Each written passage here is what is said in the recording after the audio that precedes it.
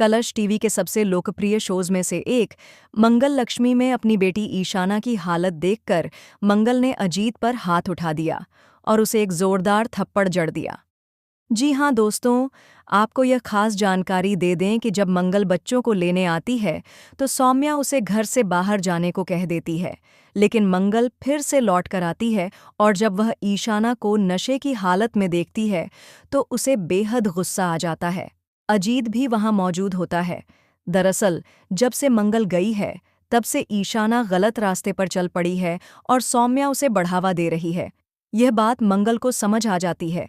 जब वह अपनी बेटी की यह हालत देखती है तो उसका रौद्र रूप सामने आता है।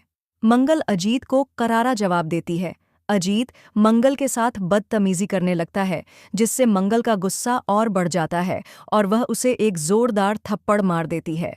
यहाँ मंगल अपनी बेटी ईशाना के लिए अजीत पर हाथ उठाते हुए नजर आएगी। अब ईशाना पूरी तरह से बिगड़ चुकी है और गलत रास्ते पर चल पड़ी है, जो मंगल से बर्दाश्त नहीं हो रहा। अब मंगल कोर्ट जाने का फैसला करती है अपने बच्चों की कस्टडी के लिए।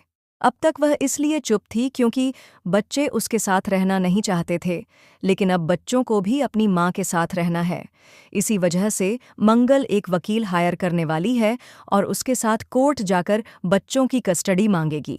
इस बीच कपिल मंगल का साथ देता हुआ नजर आएगा। इससे कहीं न कहीं अजीत को भी यह एहसास होगा कि बच्चों को अपनी मां के साथ रहना चाहिए, क्योंकि अब उसे भी समझ आ गया है कि सौम्या बच्चों को बिगाड़ रही है।